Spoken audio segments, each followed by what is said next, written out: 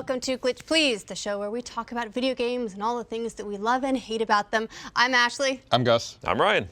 And today we're going to be talking about a bunch of things. We're going to be talking about the latest current events. There's actually a couple of big things that happened this week that we want to dig into a little bit more. Talk about summer games droughts and using the opportunity to catch up on backlogs. And also, in honor of No Man's Sky's first birthday, games that get better over time. And also want to... Happy birthday, No Man's Sky. Happy birthday, No Man's Sky. You made it. And also want to thank our sponsor for this episode, MeUndies, because everyone deserves some soft protection on their junk. But we'll talk about that later. I don't think that's their tagline. You don't? No. It should be. It should be. Look, I love that stuff. It's completely taken over my underwear drawer. Yes. But before we get into all that stuff, what have you guys been playing?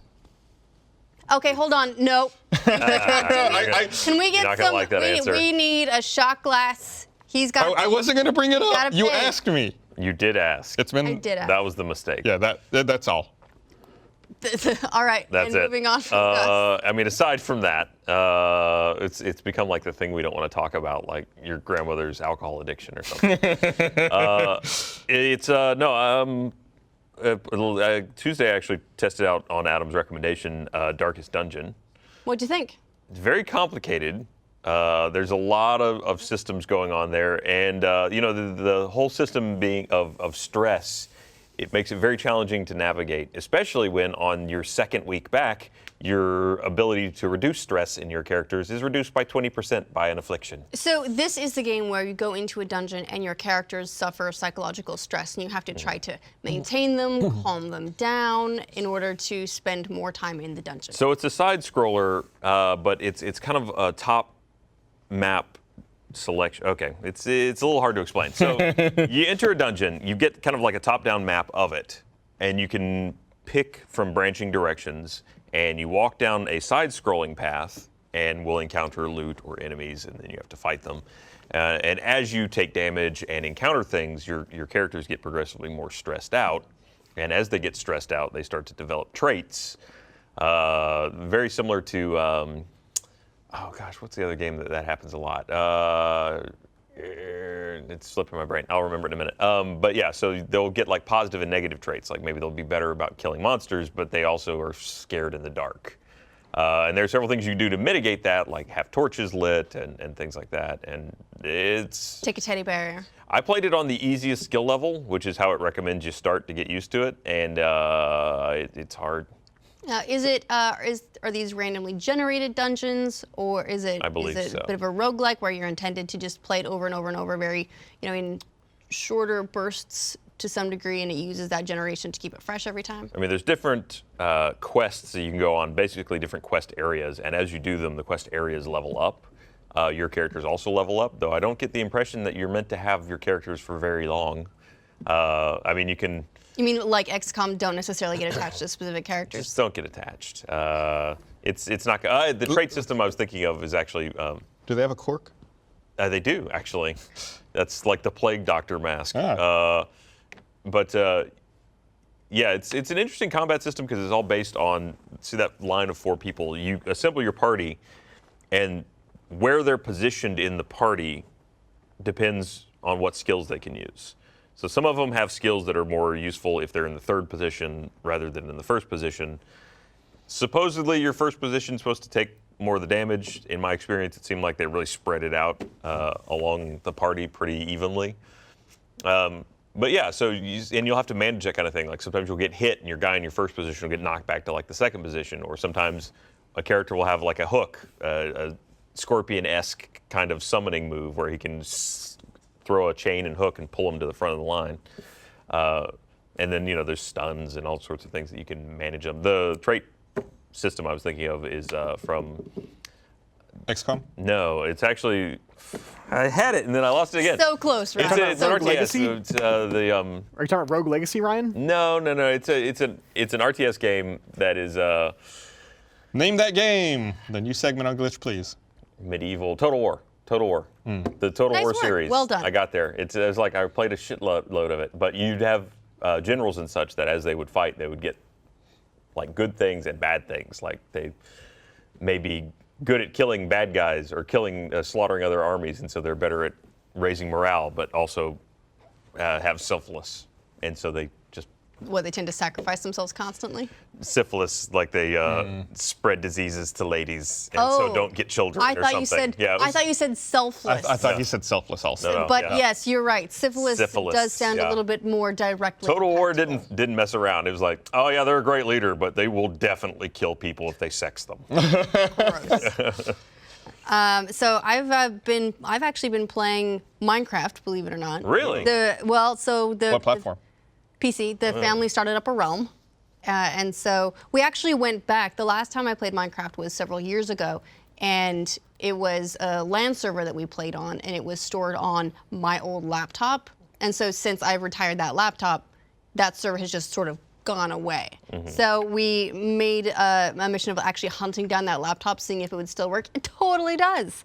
So we took a little trip down memory lane and then went back to our realm to start building new stuff because there was only so much of the old stuff we wanted to, I don't think we'd have stayed hooked if we were just back in the old stuff, picking up where we left off years ago. So we started a new realm and a new build, and so it's me and Bernie and the boys, and we're all playing together, and we, journey through and set up. We're all setting up base in this jungle, and then everyone starts their own builds, and Teddy goes off and dies a whole bunch, but discovers a lot of really crazy, awesome stuff. And Bernie will just explorer. constantly, everyone's got their roles. JD's a builder. He's great at building. Teddy is a adventurer. He's a wanderer. He doesn't like staying in one place building stuff. Bernie is a miner. He just likes digging down to like level 8, building one of those like sort of pinwheel mines for diamonds. And that's his Pinwheel zen. mines. So what the most efficient way you can mine for diamonds in Minecraft is you go down, we pick level 8, and you do basically a cross of big tunnels, and then off the right side of each tunnel, every other block dig out. So you start. Okay. It basically helps you cover an entire grid methodically. So if you do, I don't have a paper or pen or anything, but basically you have your arms, and then off this arm, you do every other. Here we go. You do every other one and just draw it out. So that you And then if can you want to, you see can dig a back every channel. block. Every block. Gotcha. Exactly. You will encounter every block for 2 vertical levels. It can be a little bit difficult if you encounter something like lava, because then you have to dig your way around a pit and it messes things up. Yeah. But that's the way to do it. If you want to make sure you cover an area, you will find any diamond that is in that area. What's the You find return on everything. that? You'll find everything that's in that area. It's not bad, actually. The return isn't too bad. You find it's not always diamond. Sometimes it's lapis, or sometimes it's redstone or something else. But there is a lot of stuff down there, and that way you do get all of it. Also, it's just kind of Bernie's zen. Just likes to He just likes knocking the work blocks. the area. Yeah. I will say that's one of the things I kind of have liked about Sky Factory, which is you don't have to mine ever. Now you guys have been playing a lot of Sky Factory lately. What is different about it? So, well, it's an assemblage of quite a few mod packs. So it's I forget how many are in there, but and that's all Sky Factory is it's a bunch of mods put together with kind of a loose framework of an achievement book to give you a direction to kind of what you're working on. But it's all self-directed. So even the achievement book is just a checkbox system that you check off yourself. It doesn't track what you're doing at all. Well, I mean, it's nice, though, because it gives you kind of an idea of where to go. It's like, what should I do today? Well, let me just take a look at the achievement book. Oh, okay, I haven't automated my resource collection. I'll do that. But after a really slow start, which, I mean, you literally start with a block of dirt with a tree on it and a couple things in your inventory, like a little bit of food. That's it. So you have to, work your way down this tree, get enough wood to build a bigger platform, get a sapling, plant it in your block of dirt, grow the sapling, which you can do by just crouching next to it really quickly. It makes it grow. That's basically like throwing bone meal on it. It's just crouching. You just hump the Crouching tree. next to it? Okay. You hump the tree. Okay. Is what you do. Hump the tree You to hump the life. tree You give it the and real it good grows. bone meal. You do. You give it a fine bone mealing. And then rinse, repeat until you've built out a platform. And then from there, you can, the way you get more resources is you use like leaves and you compost them in a barrel to make dirt, and then you take that dirt and you like run it through a sieve to get like little pebbles, and then you take the pebbles, you stick them together to get cobblestone, and you take the cobblestone and you hit it with a hammer to turn it into gravel, and then you can keep hitting it with a hammer if you want to turn it into sand and then dust. But each of those things, when run through the sieve, gives you different resources.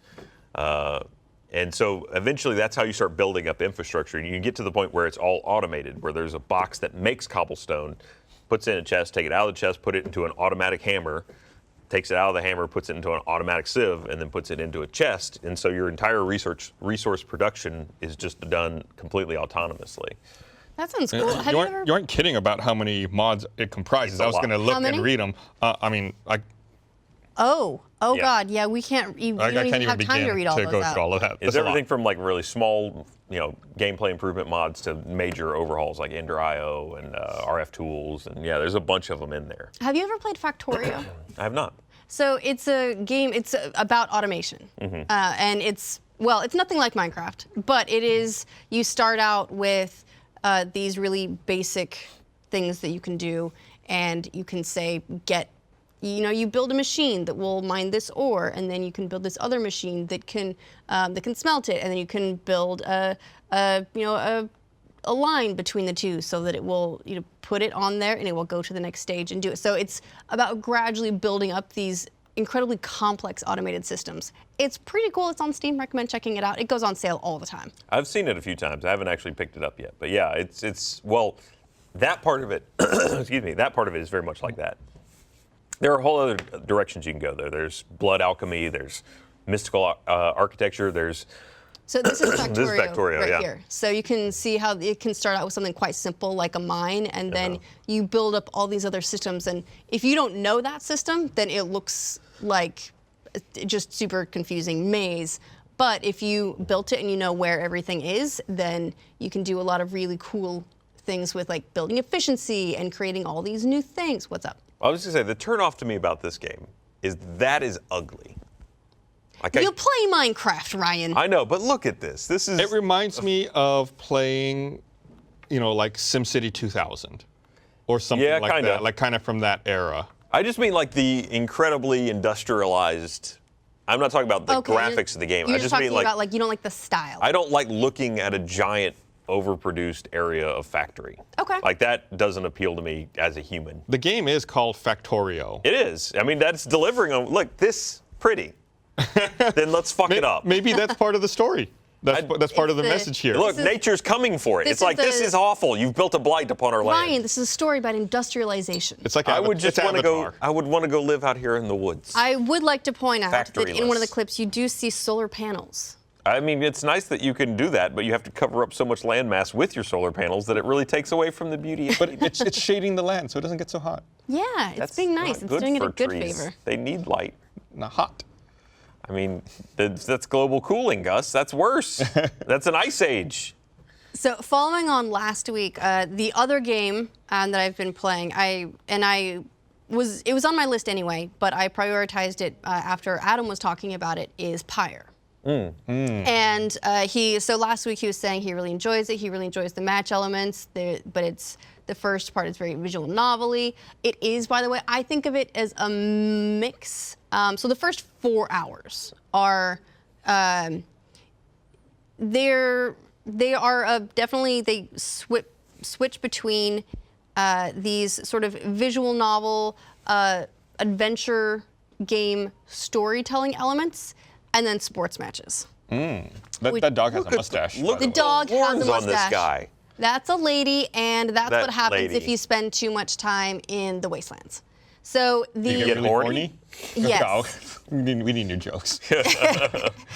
So you get picked up. You're the reader. You can read books. Not allowed. Oh, you're not allowed to read books. Reading is illegal. Oh. And so it was discovered you can read. Now So that I you've know been that cast it's a out and listen. you're picked up in a desert and by these dudes with a wagon, and they need you to guide them because if you go through the series of rites, then you can be allowed back into the Commonwealth. So they're all trying to get back in, essentially. But you have to win, and so you have to go up against other teams that are also trying to get back into the Commonwealth by winning the rights. So you take your wagon, and you journey from point to point, and then you reach a certain point, and that's where one of the rights happens. The way that Adam was telling it, I felt like I was expecting a half hour to an hour between matches. It's really not. Okay. In a couple of hours, I would say it was maybe every like 10 minutes was a match, and there are optional story elements you can skip. I don't, because the adventure game player in me is gonna click on absolutely everything and go through all of it and talk to everyone that I can as much as possible before I ever move on for anything. But it's not as big of a gap between the rights matches as I thought it was going to be. So I didn't get bored at any point. But I will say that about 2/3 of the way through this first 4-hour block, I did start getting to the point of like, all right, wrap it up. So you're ready for whatever the big turn I'm is. ready for the big turn. Okay. So they could have shortened that down a little bit. They are doing a lot in those first hours to set up the characters and set up the world so that you start to get a better understanding sort of the lore and how it's all going. And as you make progress, it unlocks pages in this book that will tell you stories about the 8 sages and start to tell backstory as well. So there is reading involved. You can speed it up, but you might be frustrated with it if you're a fast reader. I am, and I was constantly waiting for the text to catch up. Oh, you can't queue it up, like advance it? You can, I don't know if there's an auto advance. You can speed it up, like the speed at which it appears, which I immediately did once I found that setting. And you can just sit there and space to the next page. And so it was just come up, space, come up, space, come up, space. And then it would progress through the story. And then occasionally there are choices you can make, like if you go through this swamp, you might find an item. If you go this other way, you all get +1 quickness for the next right. Because each of the different, you can choose 3 characters for each rights match, and each of the characters does something different. So there's a little demon thing that can fly, which is super duper helpful, by the way. There's the mustache dog that can run quite fast and dodge easier. Or there's the big ass lady with the horns who has she's very slow, but she can jump, and when she lands, whoever has the ball will drop it, like if they're in range. Okay. And so there's a lot to pick up with the game, so I can understand why they'd want to take some time early on to really introduce you to a lot of the mechanics, because it's not something I would have seen done before. You know, it will remind probably a lot of people of a Rocket League type thing, except it's not multiplayer. Right. You are controlling 3 characters at once, but only, well, you switch between 3, only one can move at a time, which makes it easier. So if you get the ball, you're immediately on offense. If they get the ball, you can switch over to a defense character and try and defend your pyre and so on. That looks like an easy score there. Yeah, that one was an easy one. This is pretty early on in the game, so they're going easy on you. But as I progressed through that part, they got progressively more difficult. And also, you can go through random challenges if you want to, where it's 1-on-3. But then if you manage to win your 1-on-3 match, then you get something cool out of it, like a cool item.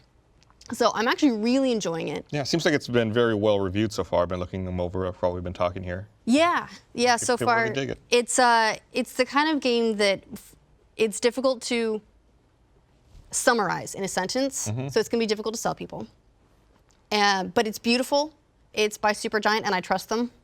They did great work with Bastion. They did great work with Transistor. They've done great work again. But being like, it's a religious sports game, sorta, is gonna, like, that could be off-putting to a lot of people. Yeah.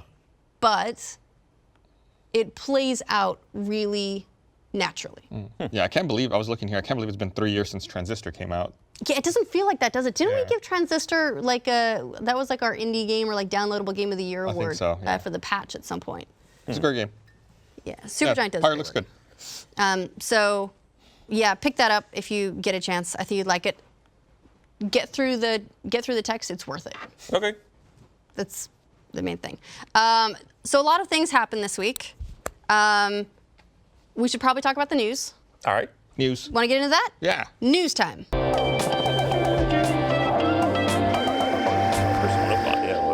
Yeah, it was. By the way, not on my list of news, but 3 new Persona games. You finally got a handheld version, but it's not for the Switch. Sorry. Yeah, I'm a little baffled by that. So Persona Q2 is coming out for the 3DS, not for the Switch. And it is a little bit baffling because I get that Nintendo is still doing a lot of hard support for the 3DS. And so they're doing these games that are on 3DS but not Switch, so people still have a reason to get the 3DS. But Atlas isn't Nintendo. And so I'm not sure why they would be doing that, if only for 3DS. Maybe dev costs are just cheaper on 3DS versus Oh, I'm sure Switch. they are. I mean, it's, When your you have assets a- are definitely less robust. Yeah, when you have a 240p screen, your assets are going to be a lot easier It to also develop. helps that I'm looking here. Nintendo has sold over 66 million 3DSs. There you go. Install base. That'll do it. Yeah, I think that might help. But still, I want my Persona Switch. But also new dancing games, so that's exciting. I don't know what that means. Is that exciting for anybody? Yeah, some people are really excited, and I don't understand it yet. Again, I'm a new Persona fan. Persona 5 was my first Persona. I'm really happy about it now. I'm going to go back and play Golden. I'm going to start this weekend.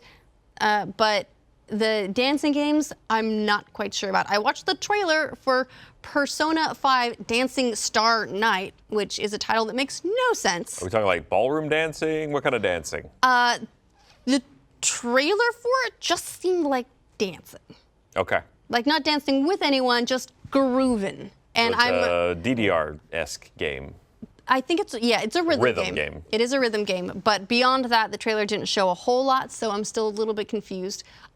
I don't know who I'm joking. I'll still probably play it because at this point, it's the characters that I know from Persona 5, and I get to spend more time with them, and that's kind of exciting. I don't know that I'll beat it. Yeah. You get so to spend more time with them dancing. Yes. it's more intimate. Yes. So as if, I haven't played Persona, but as if to make it more confusing, the titles are Persona 5 Dancing Star Night and Persona 3 Dancing Moon Night. Yes.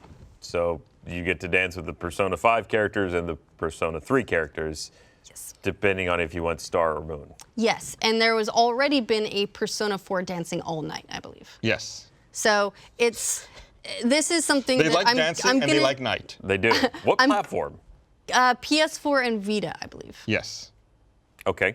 So this is like another rabbit hole of Japanese that I'm about to fall down, and it should be really interesting. I'll let you know how I go. And Persona 4 Dancing All Night was a Vita title back in 2015. Yeah. So now that I'm Vita enabled, life's about to get a Have you whole lot received weirder. a Vita finally, or did you buy one? So Andy's lent me a Vita. He lent me his Vita, and also Lawrence is sending me a PlayStation TV. Or a Vita TV. I don't know the exact branding, but it's a Vita Right. TV. So I will be able to play Persona 4 Golden, which I'm very excited about. And because anytime you say the words Persona 4 Golden to anyone who's played it, they're like, it's a great game. So that sounds very promising. Well, okay, so it's a rhythm game, but it's not. It's just played on a controller. Yes. It's not a dance pad game. Right. Okay. So, and it's been done before very, very well. There was Final Fantasy Theater Rhythm on 3DS, did great. It can be done, it's just setting it up. Doesn't surprise me properly. that it exists, but You don't Gus think and I so? have never heard of it. I've never heard of it. Final Fantasy Theater. Theater Stop that. Rhythm. It's Theater Sorry. Rhythm is one word. Yeah, Google auto-completed it for me. Okay, that is a game. Confirmed. Does exist. February 2012. Ashley did not lie. Ashley just not lying to us. I gotta check you every now and then. Like, is she fucking with us? To be honest, that could be one. Like Yeah. I was surprised. I was like, what is Theater Rhythm? But it's a Final Fantasy rhythm game and is wonderful. I mean, there's enough games out there, especially like in the arcades, that it's a tap-based rhythm game. But does it work on a controller? It did with Persona 4. Everyone who played Dancing All Night seemed to quite enjoy it. Also, apparently one of the big draws of it, everyone gets new outfits. Okay, I don't care about that. I'm just talking about gameplay. Well, just so you know, Persona 5 is already going to have, I think, Christmas outfits. I still don't care about that. Well, I then, should go back and Ryan, play more there of is Persona just 5. no helping you. I guess not. They're what they're wearing. Look, the clothes don't make the character. They do make the cosplay. They do make the cosplay. There is a lot of cosplay bait here. But moving on to the news that I wrote down to talk about.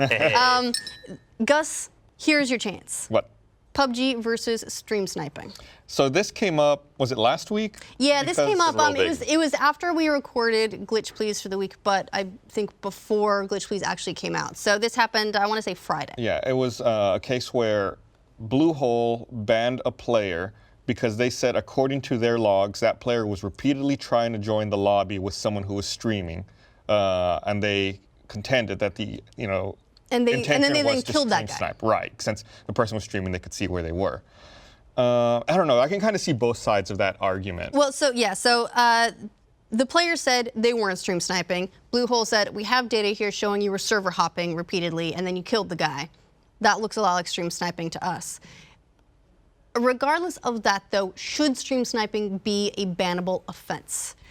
Is by virtue of choosing to publicly broadcast your location in a game, I will say, are you asking for it? In the case of Battlegrounds, I think it should be a bannable offense because it's not like you can easily find someone and join them. You're going out of your way, in this case, to repeatedly try to find them. would But argue as a streamer, you're also broadcasting your location. You are giving any potential opponents a leg up on you by telling the entire world where you are. Yeah, and we saw that when we did our E3 streams. Right. We absolutely had people that would hunt down us specifically because they could see where we were. But we didn't go banning people over it. Yeah, Because well, we it's like, there weren't you making go. our living doing that either. Plus, that was a private the server. streamers aren't so- exactly making their living by winning. They're making their living by playing. Yeah, But streaming is somewhat dependent on you not completely sucking at whatever you're playing. There's a lot But of is it downtime or is it between not matches. your responsibility I than to accommodate for that? If you want to win, I don't know, don't stream it, add a delay. Sure, it's going to impact your chat, but you have a choice to make. It's your responsibility. But streaming is so chat dependent. I mean, I feel like putting a delay just puts the streamer at a disadvantage. I would really agree with that. I was kind of shocked when this whole thing came up that there was a big Twitter battle that kind of started around Total Biscuit. Yeah. Which I don't know much about him because I just don't consume the kind of media I produce. Yeah. So Traitor. I was really surprised to see how vehement he was about very down on the idea of the streamer chat relationship. Like he seemed to be completely against the idea that a streamer should in any way need a chat interaction to put on a good show. His stance seemed to be that I'm going to do my show and I don't need the chat at all and shouldn't need the chat, and so I can put a 10-minute delay on it and it's fine. Well, Total Biscuit's also the type of personality who, bless him, he can talk for 40 minutes straight on a subject without needing to stop for breath. And he has a lot of insights to offer. He has a lot to say. He doesn't need necessarily to have chat prompts from chat in order to maintain his own momentum of his discussion. But not everyone is Total Biscuit. Not everyone can do that. However, I mean, that aside, though, I just think it's like, I don't like streamers crying foul when they have the ability to accommodate for something, but they choose not to because it has other downsides. I mean, it's completely aside. Well, I agree with that, and then completely aside from whether you can run a narrative on your own. I mean, streaming by its nature, if the chat means nothing to you, then just make a YouTube video.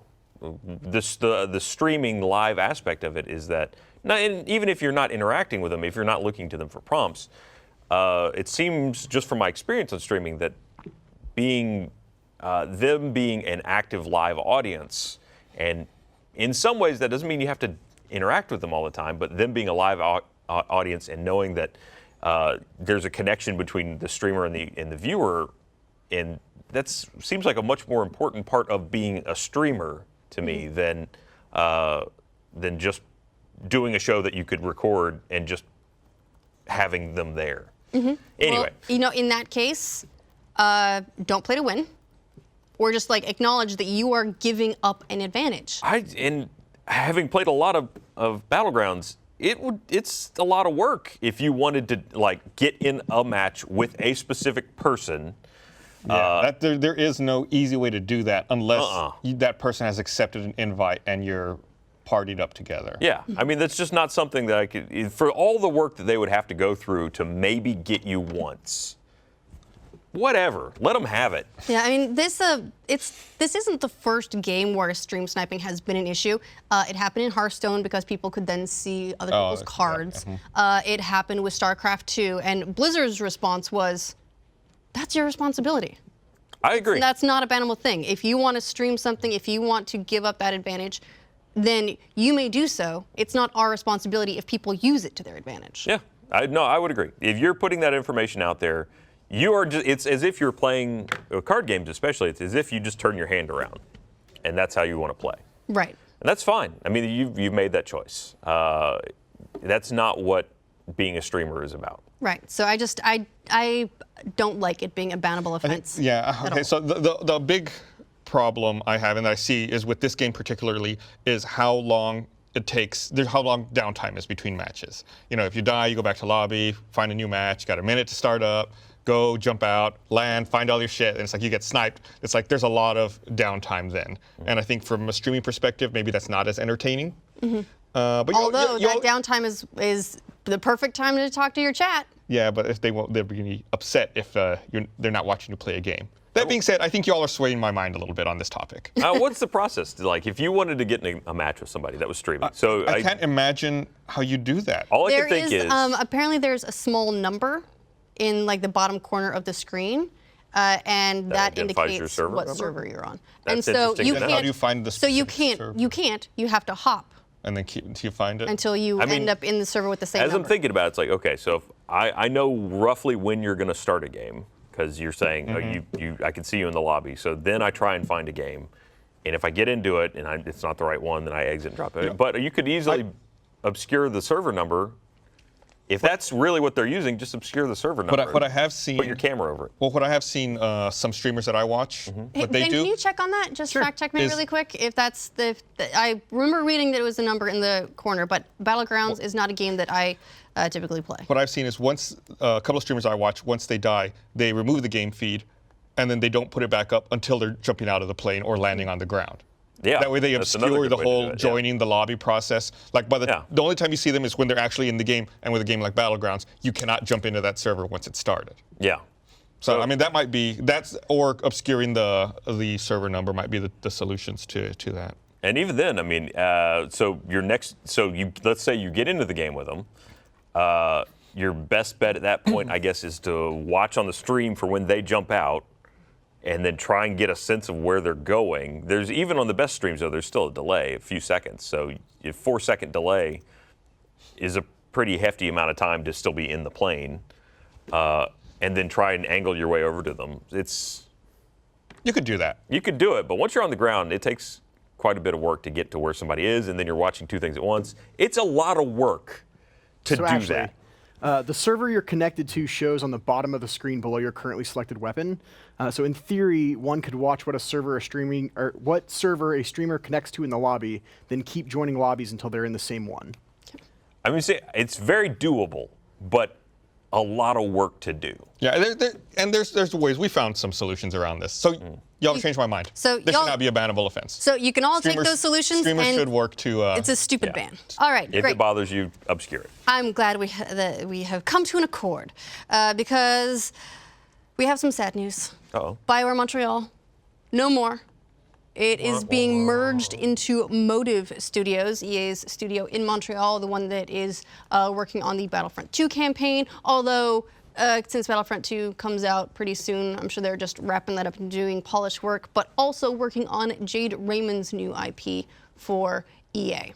And so this has been speculated about for a while. There was the whole thing coming up that maybe we wouldn't be getting any Mass Effect Andromeda DLC because so many of the developers had been reshuffled to assist Motive on their projects. And so it was sort of quietly in the works for a while, but following a recent investor call, EA has confirmed they are merging BioWare Montreal into Motive. So it's not that effectively, well, it's not that sad in that everyone still has jobs. Yes. So as far as studio shutdowns go, this is kind of a win for everyone who still has a job. Yes. So I'm, it's less of like a tragic event. However, it does mean that we will almost certainly not see Quarry and Arc DLC or any sort of story DLC for Mass Effect Andromeda at all. We knew that that was up in the air, maybe looking more unlikely based on the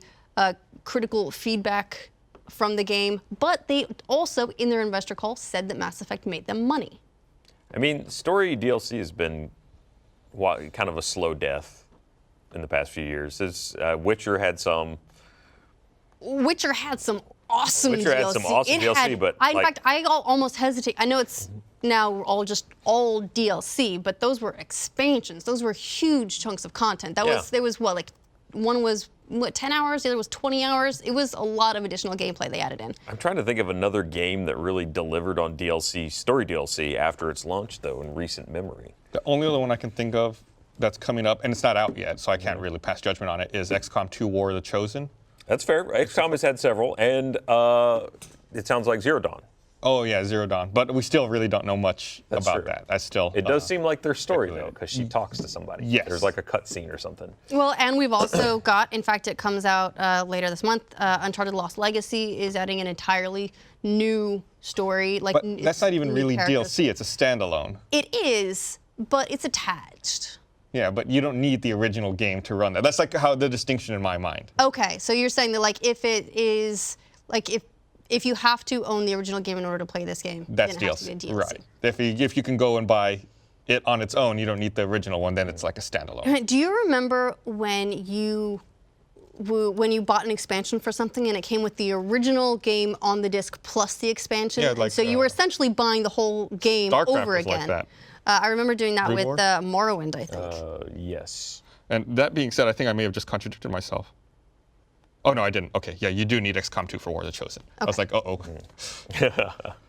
So it's a little bit of sad news. BioWare Montreal was a rookie studio. They fucked up, and they've been essentially shut down. They do all still have jobs, so that's the silver I'm sure lining. somebody doesn't, but Yes, not there all are probably merges some are who don't. one-to-one. So I didn't realize that Jade Raymond project that Motive's working on is that Untitled Star Wars game that's being co-developed with Visceral. Yeah, that's the one she's working with Amy Hennig on it. Yeah. So Visceral and like EA snapped up a lot of talent to build this IP around, and supposedly it's rumored that we don't know anything about that title for sure yet, but that it's sort of open world, actiony, RPG-y, and based RPG-y, Ish. and that Yes.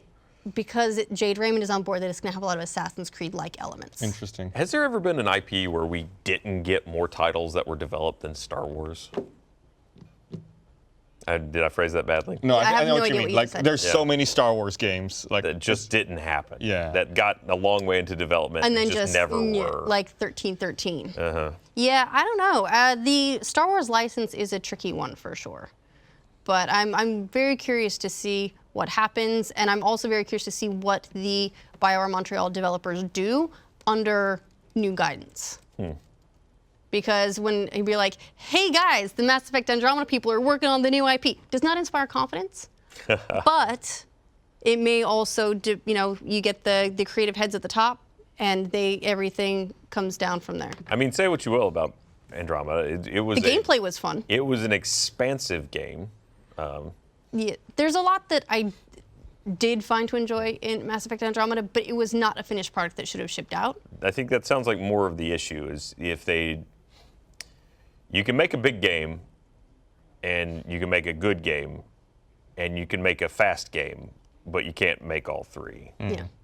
And it would have been very helpful if EA hadn't said at the beginning of the year, sure, we could give it another 6 months if we felt like it needed Yeah. it, but it doesn't. And then it came out and everyone was like, you know what it really could have used? 6 months. Yeah. But regardless, RIP BioWare Montreal, but yay for having jobs still. One quick side Okay. note. So you're Yeah. talking about Star Wars games that never materialized. Yeah. I don't know how I'd never heard this story before, but I heard a story about name ideas that George Lucas pitched during The Force Unleashed. Was it The Force Unleashed? Yes. I guess they were looking for names for Vader's apprentices, and George Lucas suggested either Darth Insanius or Darth Icky, Darth Icky. Icky? I-C-K-Y.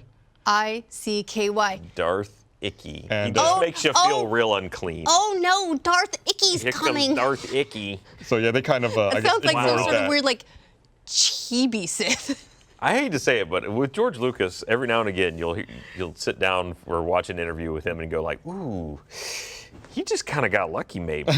Well, I mean, also, I don't want to get too far off in the weeds because this is theoretically a video game podcast, but I will say that Star Wars was so heavily influenced by so many other things, like, I don't know, Valerian. I love the Valerian and Laurelin comics. Amazing, but you can go through it and like pane by pane. You can see Really? Darth Vader. You can see the Millennium Falcon design. You can see so much stuff that How'd that it just movie seems come like out, it was like pulled across. Well, the Valerian movie, oddly enough, isn't. I've heard terrible things. I actually enjoyed it. Yeah? I You're the enjoyed, but first person I that said enjoyed good it. things. Same No, well, here. I went into it expecting a total train wreck based on reviews, but I went to see it anyway because I love the graphic novels.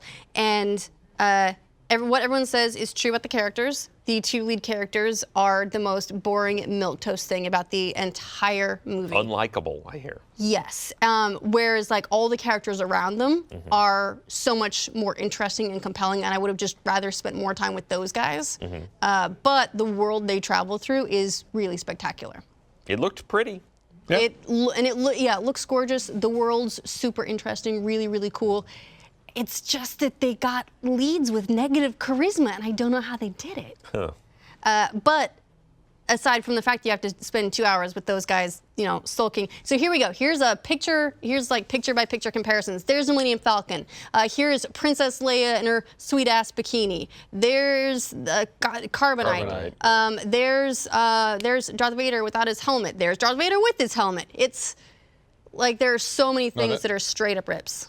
And don't forget Watto. Oh yeah, I'm sorry, It's a and weird Watto. addendum there. And Watto. But Look, they didn't stop stealing. But there are, and there's a couple of other things too, but it's just so many of the really cool visual, iconic elements of Star Wars, they're not original. Yeah, I don't know. A lot of those I could chalk up to being coincidence. I think the most damning one is the Carbonite, though. It's even called whatever the Empire French. of the Million Empire- Planets or something. Well, you Thousand think Planets? City of a Thousand Planets is the name of the movie. But it's based on, so the movie's based on very loosely based on the storyline of the graphic novels. It doesn't ever get too close to it, really. But it's enjoyable if you go into it expecting fantastical characters and locations a la Luc Besson in Fifth Element, but just understand that the characters, it's no Leeloo Dallas. Right. Where those characters like Corbin Dallas, Shine. Leeloo Dallas, they're compelling, you like them, you want them to succeed. You just don't really care about these guys. Gotcha. So if you want to see a good version of Valerian, go see Star Wars. Got it. You'll see Star Wars. Put Star Wars on and the Fifth Element on at the same time. Just if you get those, you can now, if you have passive 3D, have the glasses on, and one of you can watch Star Wars, one of you can watch Fifth Element, or maybe you can just get one eye going on each. There you go. And your brain Very explodes. quickly. Exactly, and then you nailed it. All right, moving on to video game news. Pokemon Go Fest. We talked about this last week. They are now doing a lawsuit. This is a class Against action who? lawsuit lodged against The subject of the Niantic. lawsuit. Gotcha. It's been lodged against Niantic by a couple dozen Pokemon Go Fest attendees. It's being run by a lawyer out of Chicago. They want restitution for. Did they get refunded already? So Niantic offered refunds for entry into the events, the $20 wristbands. They gave everyone $100 in free Pokecoins, and they gave everyone a free Lugia, which is one of the crazy awesome Pokemon that everyone's looking for. So I guess if you at the travel, event. there's a lot of traveling. Yeah. What people are looking for is they want their travel expenses reimbursed. Now, since this is a class action lawsuit, however, if the lawsuit wins and Niantic is held accountable, then they end up essentially being responsible for a stipend for everyone who attended, because that's the danger of class action lawsuits, right? Is then they award the money and it gets divvied up among everyone. And the lawyer makes the money. Yes. Yeah, traditionally that is the way it goes. But it's kind of crazy because, on the one hand, Niantic has admitted fault. They admitted the event didn't go the way we expected it to go. And that's part of the danger of admitting fault, is that it then opens you up to people going after you for this kind of thing and having a leg to stand on. But on the other hand, they didn't make you travel. They didn't make you come to the event. If you choose to travel, But they set certain expectations. You They chose did. to stream yourself. they playing did. the But game. then they also gave everyone the The thing they would have gone thing there they for. would have gotten. Yeah. Yeah, that's a fair point. Except for the experience. Well, they did get an experience. They did get a story to tell. It's like having gone to Fire Festival. Oh, man. You're like, I was there. People are talking about that. Like, that was an experience. On topical. It's or DashCon. Yeah, or DashCon, yeah. And it's true. Like, I would now be like, I want to go to Pokemon Go Fest. How many people at DashCon you think tried to steal one of the balls from the ball pit? Oh God, I mean, so the thing is, I think they had like a laser perimeter. You had to go through one of those like crazy laser mazes in like your cat suit in order to get close enough to steal one of the balls and get away. Because it was just I don't feel like a production tiny value little was ball that pit in high. the middle of the huge ass room on a concrete floor. And I hadn't seen this, but I guess apparently Niantic has decided to delay their upcoming European events. in Not light all of of them, this. but they Probably are for the best. delaying. They are delaying 2 events, ostensibly to get stuff in place so this sort Get of thing good. doesn't happen again. Go buy a bunch of internet trucks. Yeah, they're delaying the August 5th event for Copenhagen and Prague, and the August 12th event in Stockholm and Amsterdam until a later date in the fall. Does not affect Yokohama, Japan on August 14th, or events in France, Spain, and Germany on September 16th. Yeah, so there's a couple that are being affected, but not all of them. Do you think maybe they're doing that by ticket numbers or?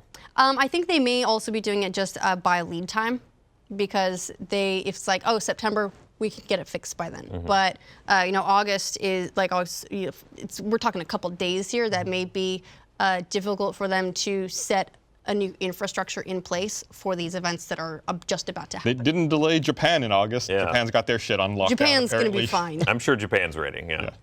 I mean, Japan is like all digital anyway. They won't even notice the load. But it does make you feel bad for the people who traveled from Japan for Pokemon Go Fest. Yeah, I mean, no, it's still shitty, and that sucks that people had such a negative experience there. I mean, But I'm I curious don't to know how if this it's plays worthy out. of a lawsuit. I feel like we all, if we travel for events, assume some risk. We almost will never get the experience that we go in hoping for in any case. Yeah. Everyone wants to do something, and you tick the boxes that you can. But every event is kind of a lottery, and you Events are tough, assume that right? you assume a risk when you go to an event, especially if it's a very first year event. Next up, just a tiny note. I'm excited about this one. There's a Splatfest this weekend. Oh, I guess Where? I've been playing some Splatoon 2. Yeah. I did Okay. mention Great. it. Yeah, I like Ye- Splatoon. So Splatoon 2. Ryan, you're not playing Splatoon. I still haven't played it yet. Right. no. Okay. So every now and again they have these weekend events where they're sort of face-offs. They did one previously before the game came out. But everyone could download and basically play through it as a timed demo of the game. And you could pick: are you on the cake side or are you on the ice cream side? And so they would do a face-off of like which one is better, and then the teams fight. Why does cake have to fight ice cream? They go so well together. Well, yeah, so do ketchup and mayonnaise, but they're going to fight this weekend. That's the sides, which I'm super confused What about. side are you Ketchup on? and mayonnaise. I'm ketchup. Mayonnaise. The thing is, I would have expected it to be mustard, but I also understand that mustard isn't necessarily big in Japan. So you can put both on French fries. Yeah, if you mix mayo and ketchup, No, there are people that use mayo on that's called fry sauce. fries. Just like straight up mayo. Gross. Like, well, I mean, ketchup's- that's like aioli, right? Yeah, I hate Basically mayonnaise. ketchup. I can't eat ketchup. No? Oh, gross. I really like mixing ketchup and mayonnaise for fries. Actually, that's called fry sauce, by the way. It helps. you keep saying it doesn't make it true. Yeah, actually. it's- It is. It is. This Summon it into this this world. is a Utah thing, and you can, if you add just like a little bit of like pickle juice or something, get that brine. It's so delicious. I made a fortune cookie. You did make a fortune cookie. You did. I'm gonna make you guys fry sauce, and you're gonna like it. Nah. Yes. Just give me some fry sauce minus ketchup, and I'll be happy. What do you Mayonnaise do and with pickle fries? juice. I eat them dry. I do like dry Yeah, okay. fries too. I like dry are fries as well. quite Dry tasty. fries. Sometimes I'll eat them with mayonnaise, but that's very rare. Yeah. So the the Splatfest happening this weekend. You can sign up now. I did a poll on Twitter. It's like 4,000 responses so far, so pretty good sample size. And so far, it's like 66. See, look, fry sauce. This is the definition. Created by Arctic Circle in 1960. Yes, where, by the way, my dad had his first job. At I am Arctic basically, Circle? I am fry sauce. Yes, I am Wow. fry sauce royalty. I guess. Oh, Was your Your dad the one that Highness. did it?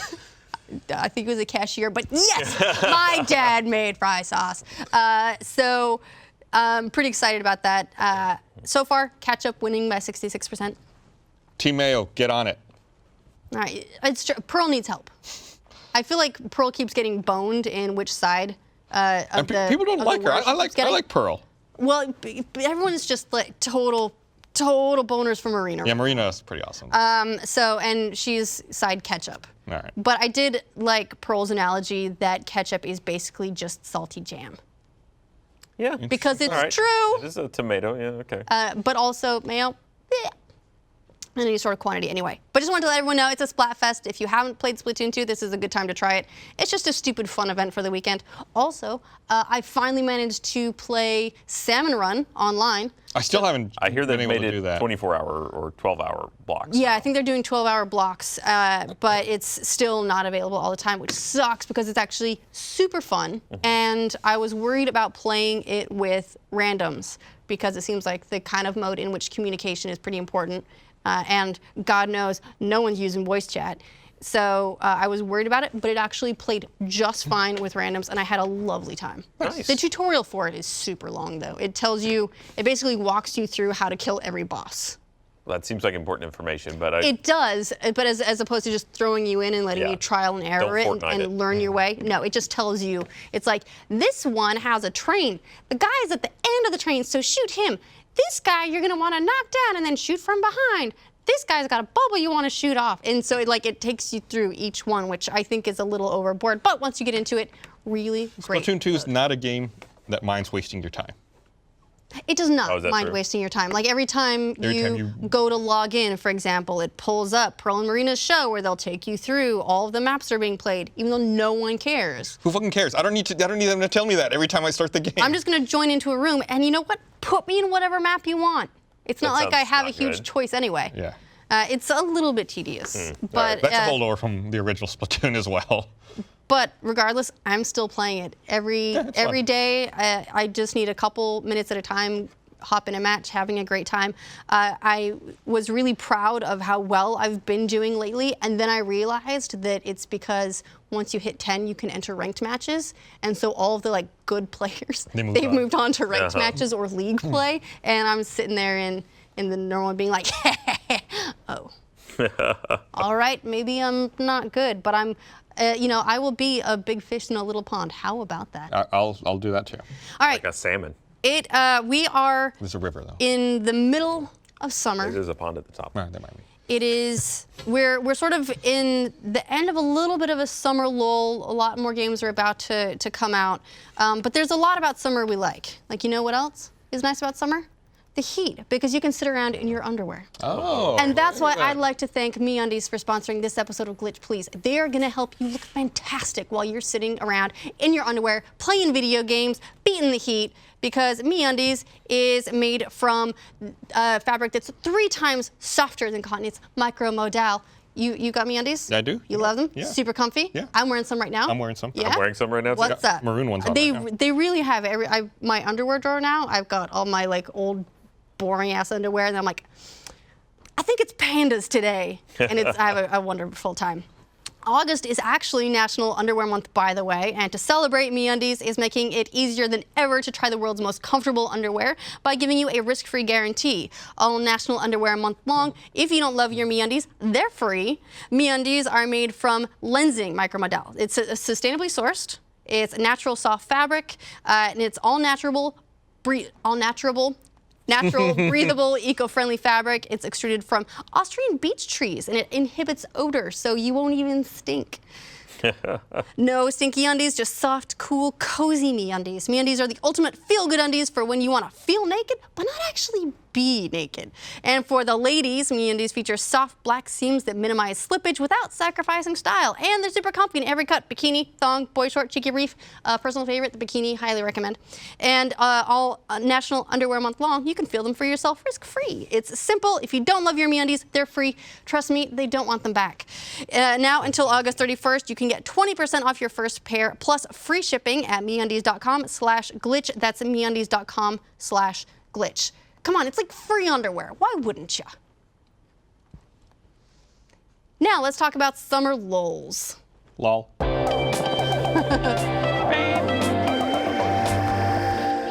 So we don't get this a lot anymore, where there's a sort of period between games. We used to have January, and now January's been filling up. Yeah, the early part of the year now is like a secondary hotspot. Yeah, it's just Christmas keeps on going. Like, look all how that many games we Christmas had money. February, March. There was really no let up after the Christmas holiday this year.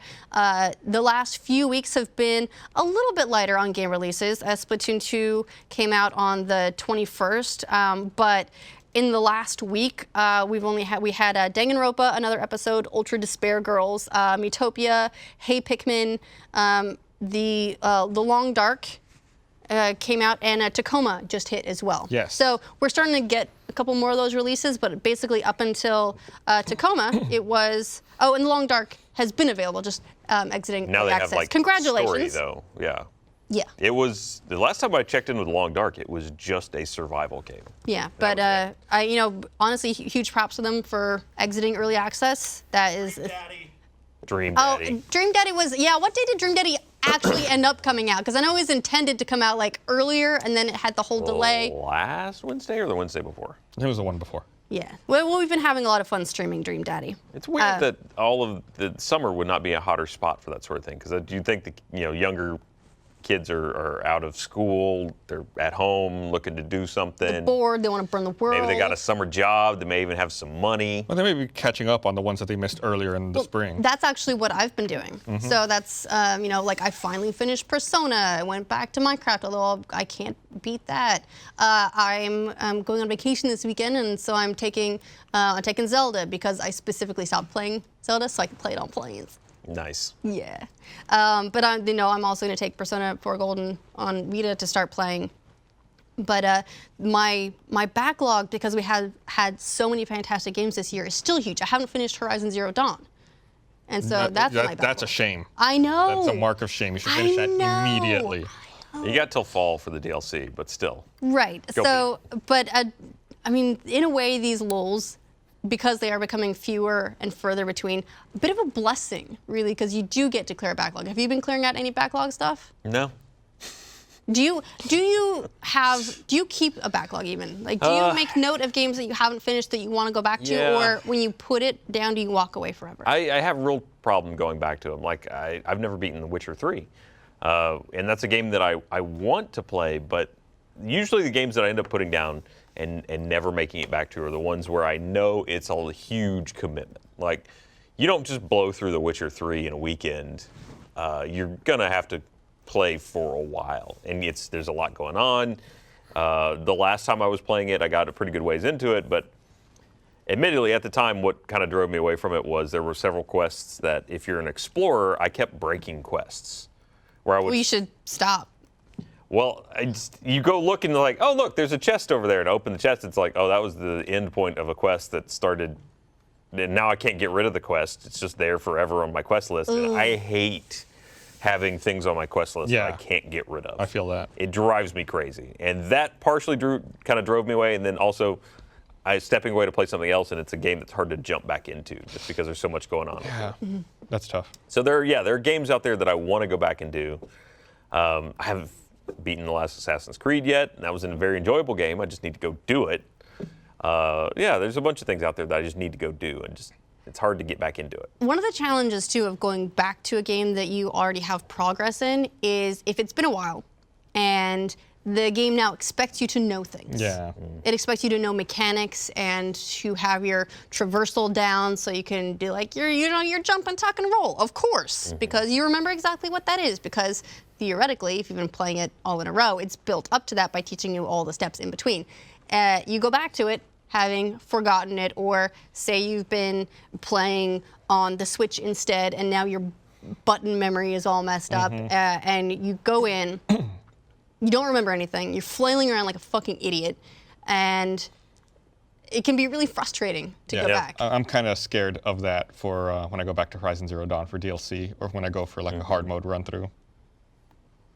Dreading. Well, at least a hard mode run through, you'll kind of go back through a lot of that introductory stuff. Yeah, but it's not going to be as good as I was. And then when you're playing hard mode, you need to need to get good on your game. Your muscle memory will come back, I think. Like Hopefully. it's somewhere in your brain, right? It's just that maybe the links are temporarily disconnected because they were being used for something else. Yeah. I will So say it just takes time. you could really suck your way through Zero Dawn without. In hard mode, though? Well, no, I'm saying just the regular game. You could really kind of just be awful. yeah. Which is and- probably what and you get did, Gus. through it. Yeah, I probably did. Like there was so many mechanics that I realized I could have used and never did, like the whole Like sliding between the legs Yeah. and it goes into slow-mo and that lets looks you pretty shoot. sweet. Looks amazing. Plus, a lot of them have underside vulnerable spots. Never did it. also a lot of the extra weapons, like the trip casters and all of that stuff. Like I mean, I had them. I was like, I guess maybe I'll try it. But it needs Weapon to management in that game was not good. Definitely the There were point. too many weapons, and you wanted to be able to be more flexible with them, and couldn't because you had to like take it out of weapon wheel, put a different weapon in it. That was a real clunky. problem with that game. Do you think any of that can be addressed with DLC? Do you think they can don't update think they those will. systems, or No. do you think they're going to need to wait for a totally new game? I think if they do a Horizon Zero Dawn 2, then that's where we'll get that. Which I like to think they will. The mean, world they- still exists and is somewhat. There's an ambiguity. to thematically the prepared ending. Yeah. for it. Well, they did also say beforehand, I can't remember if it was Sony who said it. It might have been Sony saying that it's a promising new franchise. So it doesn't seem like they intended for Zero Dawn to be the end Right. of these games.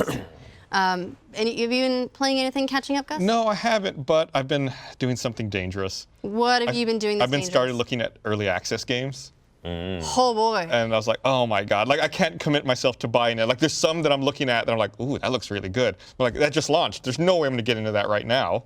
Like I don't want to be pissed off at this game for years and then have it maybe never come out. Right, like you don't want to pay to play the broken version of the game. Yeah, I discovered maybe the best possible game for me. There's an early access game that's coming out later this month Paperwork Sim? called Airport CEO. Oh God. Oh no. And I was like, that looks awesome. Then I was like reading through the Reddit comments about it, and someone wrote, this just looks exactly the same as Sim Airport. And I was like, what the fuck is Sim Airport? And it's another early access game that I think came out back in March. That's the exact same thing. It's just like building and managing an airport. And have you got that I have one? not, because they're both still in early access. Well, Okay. one's not out yet. It's coming in early access. The other one's still in early access. Do you consider having been in early access for several months to be enough of a buffer, or are you waiting for? So Oh, there here it we is. have up on the screen That's Airport CEO, which is the one coming out later this month. And Sim Airport looks very similar ideas.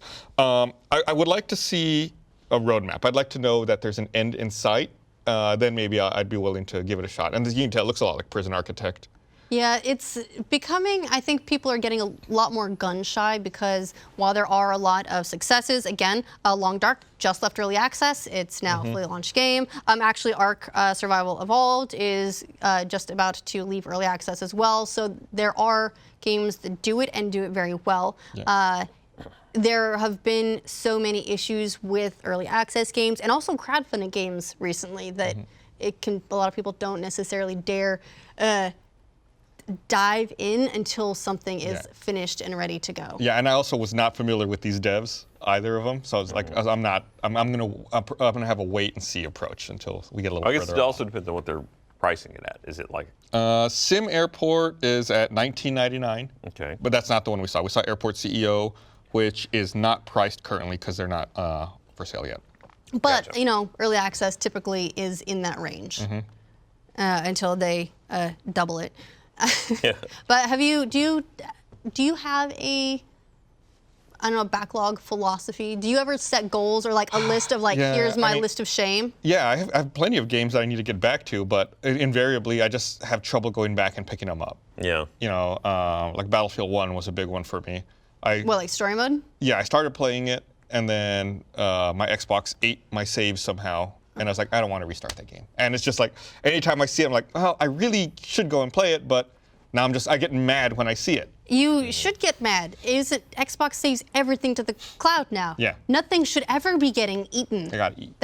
You gotta eat. That's the beauty of cloud saves. I don't know what we did before them. Yeah. They're amazing. I now just have an automatic grudge against any game I get off Steam that doesn't support the Steam cloud saves because I'm like, I know you can do it. And there's some that don't do it by default. I think it was Civ 5. You have to go into the settings and enable Steam cloud support.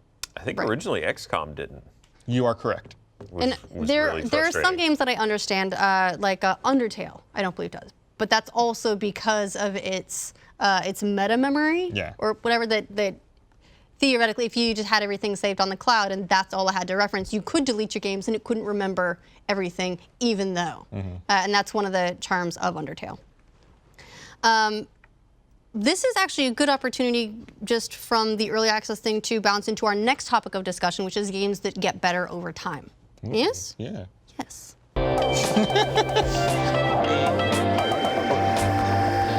What was that? That was No Man's Sky. It was trying to hump the Well, I tree of recognize life. that, but So No Man's Sky came out 1 year ago. It came out August 2nd, 2016. It has been 1 year. The game has... What did we make fun of before No Man's Sky? I don't even remember.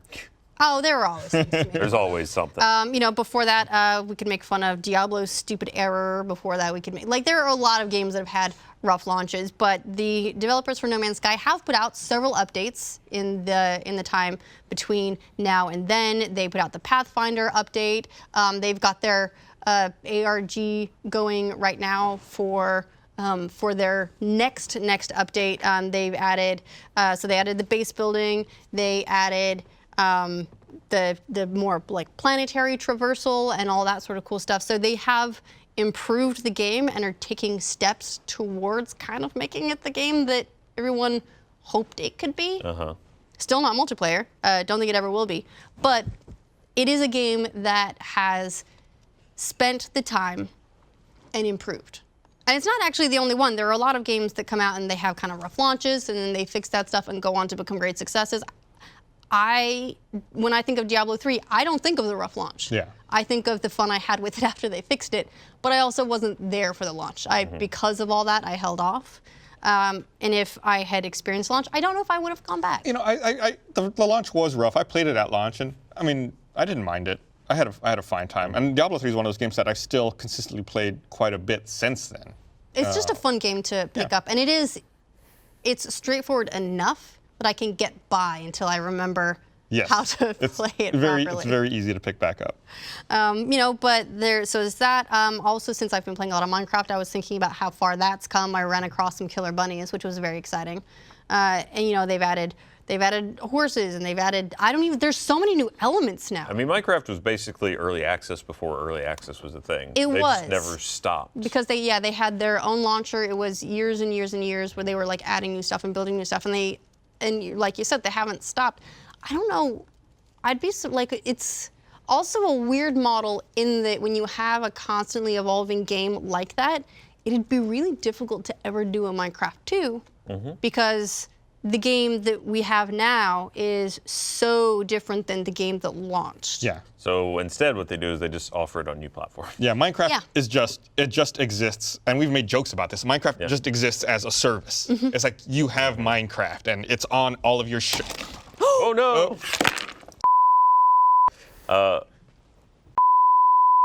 Typically, you don't want to pour water into electronics. Yeah, Well, at least That's it why was it worked. cold water. It's cold water. It's good. Cold water is way safer. What? Yeah, absolutely true. All right. Where did you move on to? Sorry, I stepped away for a second. I think we stopped because I was very worried about. No, don't worry about my laptop. I have good data management, and I just backed this laptop up right before I came on the set. It's as if cloud you save knew. everything. Yeah, I'm always Like ready. a towel. A towel. That might be good. Thank you. Just zip it up in a big bag of rice. You'll be good. It'll be fun. All right, now it's time for the hands-on demonstration portion of Glitch Please. You know, in all the years I've had computers, I've never spilled water on one until right now, and we got it on camera. Well, as long as you film it, it's okay. That's Yes. the motto of Rooster Teeth, right? Yeah, look, it's fine. Everything works. All good. I was even pulling up information to look at. Nice. I mean, I would argue that Destiny is definitely in that. Oh, absolutely. I would That's agree a with good that one. as well. It's a game that it launched and everyone was pretty disappointed, but they didn't really have any time to tell you why. They didn't have time to tell you they were disappointed. And yet they came out with several large-scale expansions that added a lot of content, that fixed a lot of the issues that the community had trouble with or that they weren't happy with. And now, like, the people that stuck with it are very, very happy with the game. Though the transition to Destiny 2 is kind of something you might say Minecraft could do, because they haven't really, well, they've overhauled a lot of the mechanics, but it's not that different of a game. That's true, but unlike Destiny, Minecraft doesn't really even have a meta story to fall true. back on. It doesn't. There's not a larger narrative driving all the players in a single direction. It's whatever you want to do Go with it. forth and live. Exactly. And whereas Destiny at least does have, here's what happens next in the saga. Yeah. So it does have a reason to move on to a version Sequel. 2.0. Also, though, it will theoretically be helpful for Destiny. Didn't Bungie say that the reason there wasn't more DLC for Destiny 1 was because with the way the game ended up being built, it was difficult to create new stuff, and they wanted to rectify that with Destiny 2, which is why there's such a huge divorce. That does sound familiar, yes. Yeah, that sounds. I don't remember, but that does sound like something I've read in the past. Yeah. So, but Destiny got hugely better. Weird over time. oversight, if that's true. Yeah. It Well, seems like if you're building a franchise that you're building as your 10-year franchise, that you would have the ability to update it and add new shit. Make that easy. Yeah. They did seem to run into a lot of hurdles, though, before that game came out, and they had to get it out anyway. Oh, there, So- it died. No! The laptop died? What if you tip it upside down? What do you do? How do we fix it? It's like, Go to the Apple Store. Sorry, gosh. Good try. There's liquid coming out of the bottom. Oh, That's probably bad. That's a bad sign. Nah, that's fine. It'll turn back on later. Yeah, it will. Well, No, it's Well- okay. Don't worry about it. Should we have a dirge? Nah, it'll be fine. No, it's a bag of rice. I've been thinking about buying a new one anyway. That's why I'm not that mad. This is the best excuse to actually buy one. I've had this one for like 4 years. oh, I get it. You accidentally spilled. Oh, water. no. But I think another game that's gotten significantly better that people forget about is Grand Theft Auto Online. It got delayed significantly from its initial launch. People couldn't connect. There Nothing were worked. hackers everywhere. Everyone was furious about the microtransactions. There was not a lot of, there was a fair amount of content, but nothing compared to what there's out there today. You know, Yeah. it also just posted a record month in terms of revenue 4 years after it came out. Ben, can you do me a favor, please, and look up what it said it posted? This is The Gunrunner stuff? Yeah, I'll it just pull came it. out in like the last couple days. Is that GTA Online? I think made more in this last July than it's made any month up to this Wow. point, which is saying something considering that it's been around for several years. Yeah. Yeah, and I will say it has gotten better, but at the cost potentially of GTA 5 story DLC. which Yeah. Do you I'm think angry we're about. ever going to get that? No. I don't think No. we are either. No, That ship we- has sailed. Yeah. We've got Red Dead Redemption coming out in spring, and we hopefully, it was going to come out this holiday season, so they seem to have pretty clearly moved on with their lives. From a business standpoint, I have trouble blaming them, because if you have this GTA Online racking in the money and you have an idea based on what, say, GTA 4 DLC did and so on, you know what it would make, or you can just let Online keep making its money for you and put out the small free updates and trust in that economy.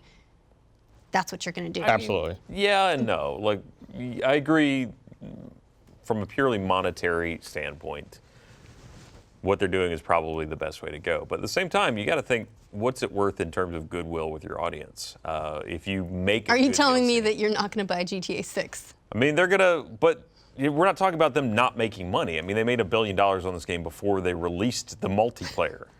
You released. They made $1 billion in like the first 2 days or something. Yeah, they're gonna make money on any DLC they put out. There's no question. There's an install base out there to sell it to, and I think it would be good for the consumer base. Would love it. They would make their fans happy. At some point, it's great that you're making all the money. Make people happy too. You're a game company.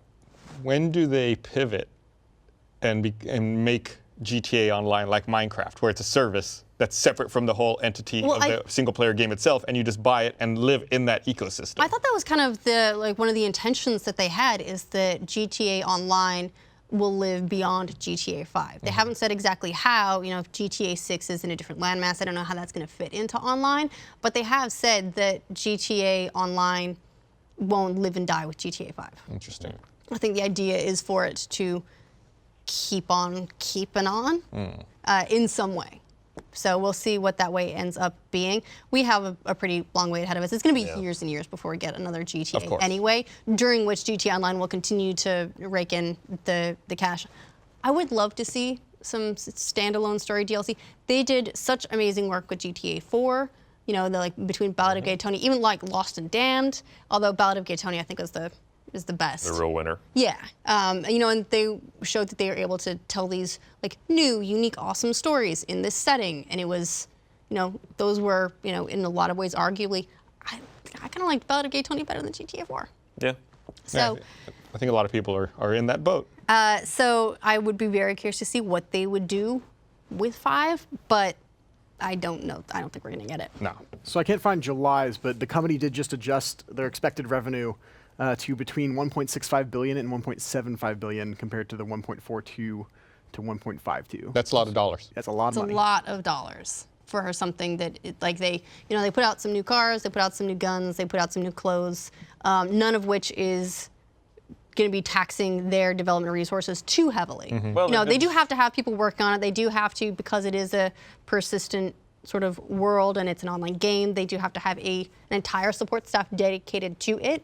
But from the like developing new stuff aspect, not nearly as intensive as creating a new I mean, they did just release the Gunrunner update, which was a pretty big drop. I mean, it had added new bases throughout the world and new mechanics around that. So this one was a little bit more meteor than this one was a little bit meteor, a little bit more meteor. I don't know what. Came from outer space. Yes, it was a meteor. This one had a little bit more. Did they ever find out about the aliens? Did that ever get solved? I don't remember there ever being a resolution. There's still more stuff they've dug up that's in the game, but I don't know that there's like a. I wonder if any of that was left as breadcrumbs for DLC that they're not going to do.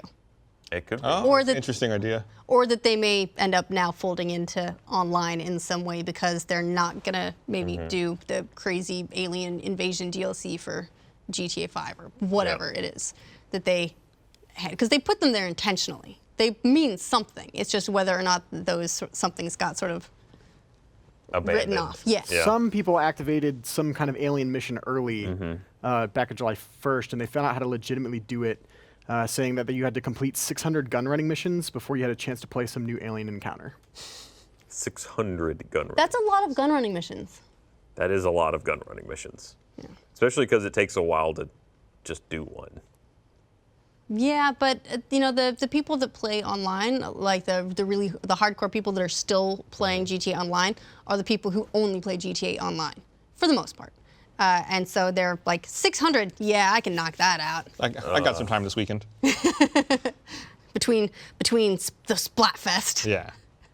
All right, so I think we'll be back next week. We're going to talk about a lot more stuff. We'll talk about some of the new games that are coming out. If you want to email us at glitchplease@roosterteeth.com, we will take your questions and we will answer as many of them as we possibly can. And if you're depending on like where you're watching this or listening to this, if you want to give us a thumbs up, give us a nice review, let everyone know that you like the show. That's super helpful to us. And Gus and Ryan give you the thumbs up. And then we will see you next week. If you're a Rooster Teeth First member, we will have a post show for you on our website. Bye. Bye.